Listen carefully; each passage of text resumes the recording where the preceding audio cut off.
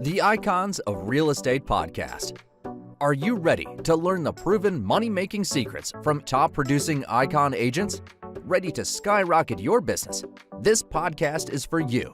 Tune in every week with your host, Tomasz Fonseca, and find out how to implement proven strategies to 10 times your business.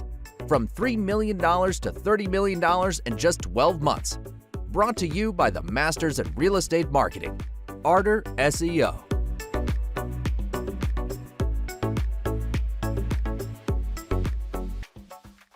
Welcome to the Icons of Real Estate. I'm Tim Calloway. Welcome back. I have a very special guest for you today from the Bay Area, Kelly Crawford of the Kelly Crawford team, who has for over 20 years been helping buyers and sellers find the most beautiful home in one of the most beautiful cities in the United States. Kelly, welcome to the show. How are you? Hi, Tim, thanks for having me. Yes, of course. So, why don't we just get started at the beginning? I think that's the easiest way and get to know you a little bit. Facts tell and stories sell. So let's hear your story. How did you get into real estate and what got you to where you are now? Well, I'd always liked real estate, and I'd done some investing, and I built a spec home, done that sort of thing while I had another career. And then in about 2001, when it was time for a career change, I asked myself, and actually my realtor, who was a top agent at the time in the area, I'd asked her whether she thought I could do it. And she said yes, and she gave me a lot of support and encouragement. And so I got my license in the beginning of 2002 and was just fortunate. I had business right away. I had run a fairly substantial commercial printing company prior to that. So I was used to pretty large dollar amounts, big expensive pieces of equipment, things like that. So the prices of homes weren't particularly intimidating to me, and I'd owned some fairly pricey ones. And so I was just in a position pretty quickly to have some transactions, which led to more.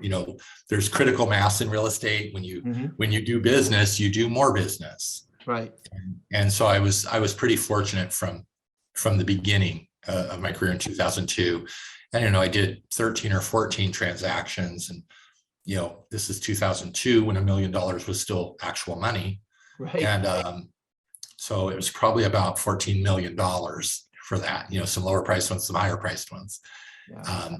As opposed to moving forward to today, where my team and I are probably at 44 transactions so far for the year and at about 74 million. Wow. So, it's very different, but that was a great start, and it gave me momentum. Wow, that's fantastic. That's a good start. I like how you started out where you were making money right away, because right. You know better than anyone, or as much as I do, that 80% don't their first outing. So it's nice to hear a story where right away you were moving in. I get stories of people got in, they put their toe in the water, then they bounced out, and then they got back in, and then they, but that's a great story. I like hearing that.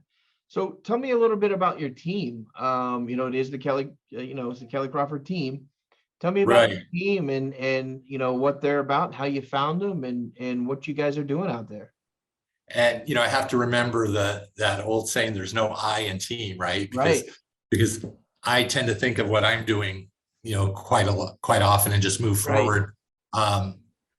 So sometimes I remember when my mom was doing a task when I was a child, and it was just easier for her to do it herself than to show me how or wait or watch. And sometimes with a team, it can be like that. So our team is 4 people, myself and 3 others. Bev Arnold, who I've worked with for about 16 years. And then 2 younger guys who really came on this past year, newer agents. And I think our team model is a little different than a lot of people's. I know there are brokerages who have almost a multi-level marketing version of how to build a team. And I seriously brought the first team member, after Bev, the first young guy on, to help him launch his career. It wasn't to get a piece of his action, Right. And so to mentor him, help him, both Bev and I have felt energized by having both of these guys with us. It's added something new to the dynamic, and it's been overall a really great experience. Just trying to launch them. Yeah. Fairly new. Did it mostly myself, some with Bev, and now 4 of us. So it's a new and really exciting dynamic for us. And they are team members. They're not assistants. They're not people to go sit around and wait for inspectors or something like that. They're realtors and team members, and actually sharing clients with them. And in some cases, seeing my clients better served by having these guys helping them in addition to me. But we often don't divide and conquer. We often work together. Nice. No, I love that. That's a great way to look at it, because so many times when folks start a team and they start thinking, good, I can start parsing things out, right? And I don't have to touch any of that. When the reality is, if all of you lift it at the same time, it's a much less weight, or much less of a burden. So I like that philosophy a lot. Definitely. I think it's really satisfying to clients too, because they don't feel like they're being passed off to a team member. Right. I recently had a phone call for a listing presentation or listing interview, and she asked if I or one of my team members could come and meet with her and discuss listing her home. And I said, well, I will come with one of my team members to discuss listing your home. We're just not trying to pass people off. And there are all kinds of models in this business, and they work for different people. And I'm not here to take away from any of them. Sure. But mine is hands-on and inclusive. So I want them to get more service, not just from a different person. It's kind of the beauty of the industry, right? I mean, you're an entrepreneur when it comes down to it. At the end of the day, you're an entrepreneur. You're running a team, whether it's under someone's shingle, or not. You're still running a business. It's a machine, and working together is the best way to do it. I wholeheartedly believe you there. And like you said, everybody's model is different. There's a lot of different models, and what works for someone else may not work for another, and vice versa. But that's why we do this show, is to share, how we all operate together, and obviously, folks that are interested in working with you get to hear firsthand how you operate. Sure, it's true that it's a machine, but I think what our team has a unique grasp on is that it is a machine that serves people. And there are companies that can say real estate's a technology business. It is not.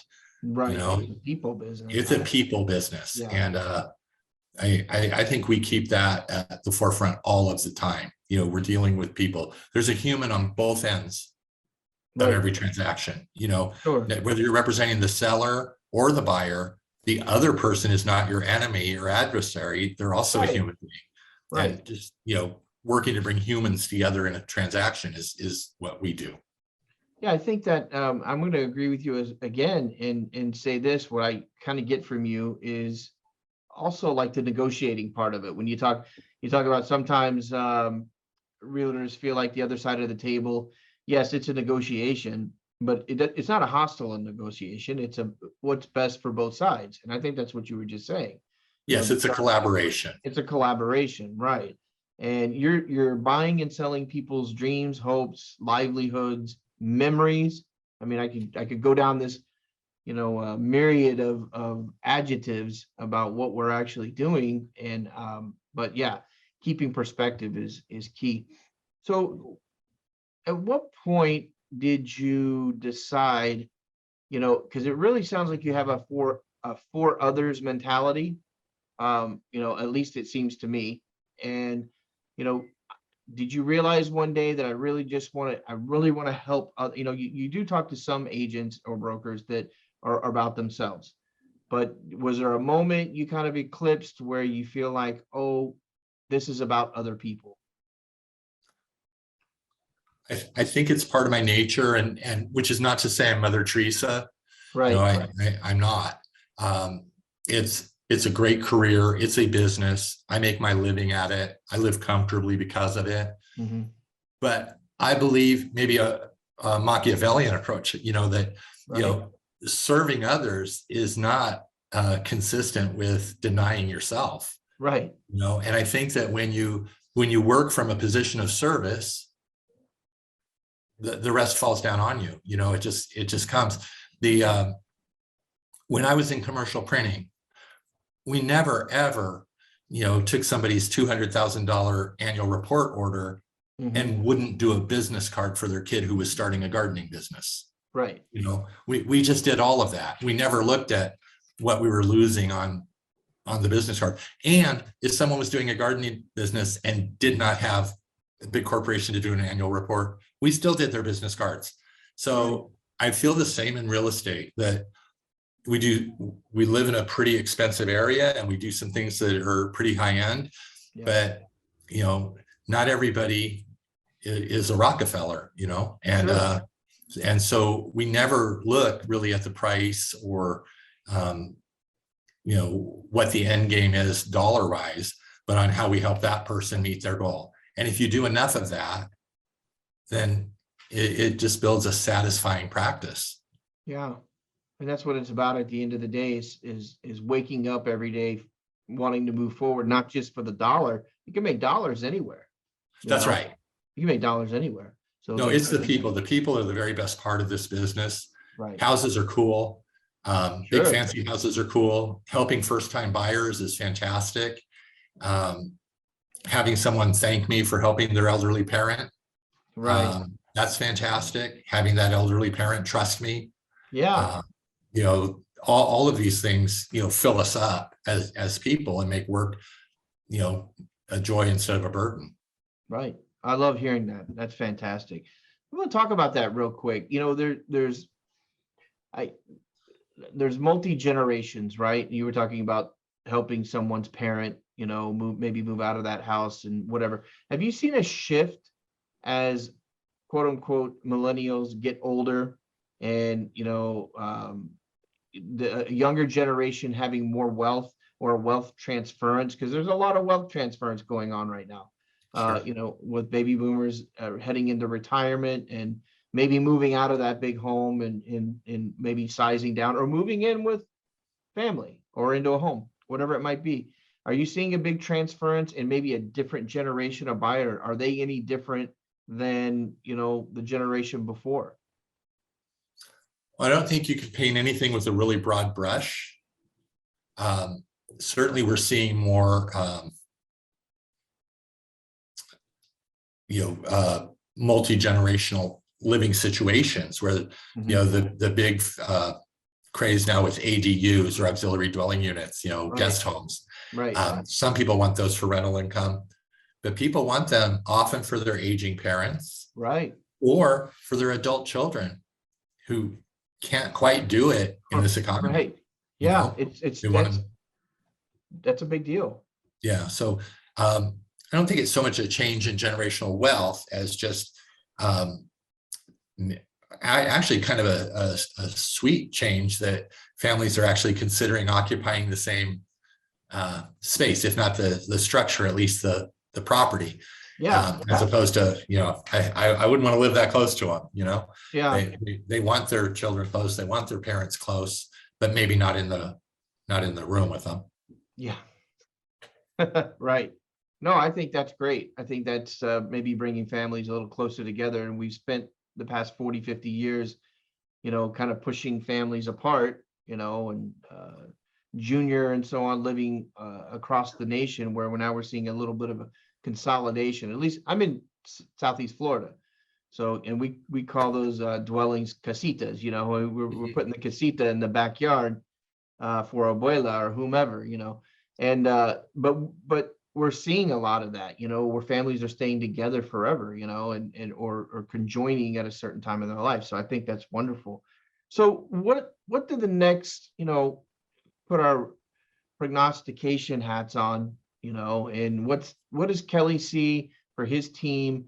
And I'm not going to push you out 5 years or anything like that, but I think everybody has an idea of where they want to be. But what's the next year look like? We've gone through a tumultuous 2.5 years, good, bad, or indifferent, right?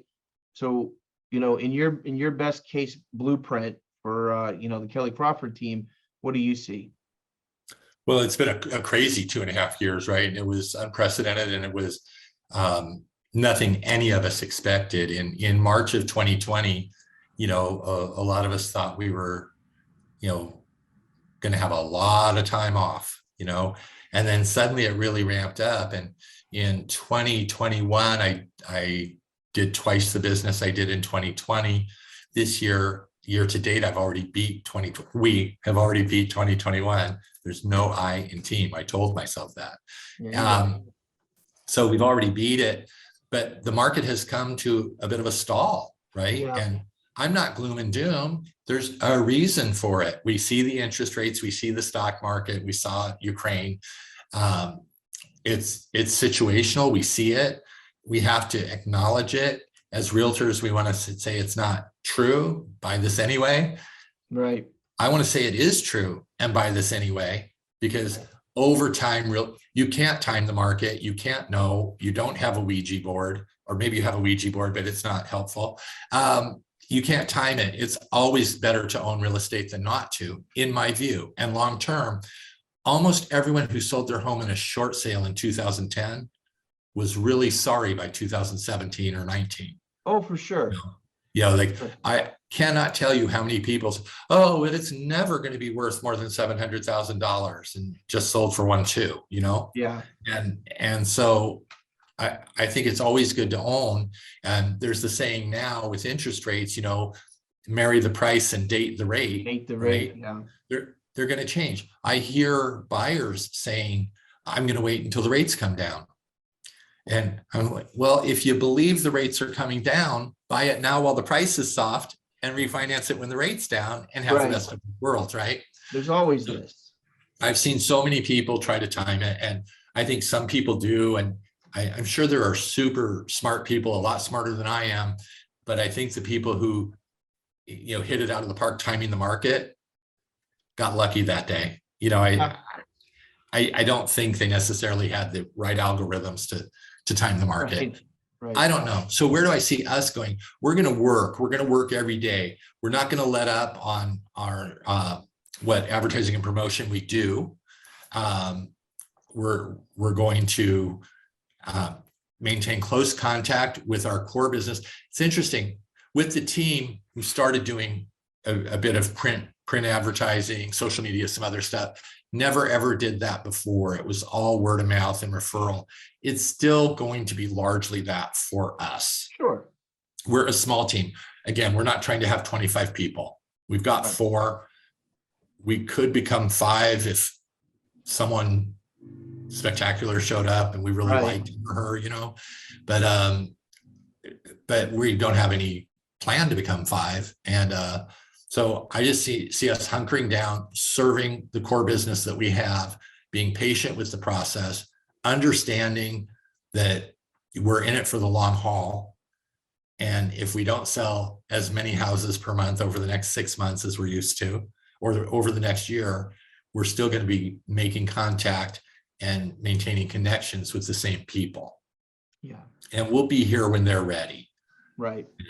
That's fantastic. No, I think that's good sage advice. I mean, keep boots on the ground, keep, pressing palms and being good to people, and, good comes back, right? So fantastic. I think so. Yeah, I hope so. And again, I couldn't be prouder of my team. Bev Arnold, whom I've known for years, Omar Khan and Asad Durrani are super high caliber people. They're wonderful to work with, and they're wonderful to commune with, and just be with. So if we're working on a transaction together, that's fantastic. And if we're, talking about their families or talking about our future plans in real estate, that's time well spent too. Sure. Yeah. Oh, that's fantastic. Well, how would someone get in touch with you? I mean, if either they want to list or they want to buy, or maybe it's an agent that wants to chew your ear a little bit, if you have the time, what's the best way to find you and get in touch with you? Well, I'm a little old school, so I love my telephone. Yes. So I like I like to be called. And of course, we have a website. We have a pretty dynamic website. We can be contacted through there. KellyCrawfordHomes.com. You can contact any of the four of us easily through there, or call me. Fantastic. And You want to give your number out? Sure. I would like for you to have a trailer in big bold type, though. No, I will. We'll put all your information out there for you. Call me anytime. And if it's on your mind to call me, don't worry about what time it is. I always tell my clients, one of the things, I work all the time. I love it. I work all the time. I think it's okay to interrupt dinner to take a phone call from a client or prospective client. Right. A home sale or purchase is generally a bigger deal than a dinner. Yeah, and I'll have more dinners for sure. Exactly. And say, don't be afraid to call. If I'm asleep, I'm not answering the phone. Otherwise, call me at 925-998-5599. Thank you so much, Kelly, for being on the show. Hang out for me for just 1 minute. I want to talk to you a little bit more, but I really appreciate you being on here. Anyone in the area, in the Bay Area, that really wants somebody that cares about, the personal side of the home purchase and or listing, give Kelly and his team a call. His team, not just That's right. His team. No I. No I in team. Thanks, Kelly. I'll talk to you soon. Thank you, Tim. All right.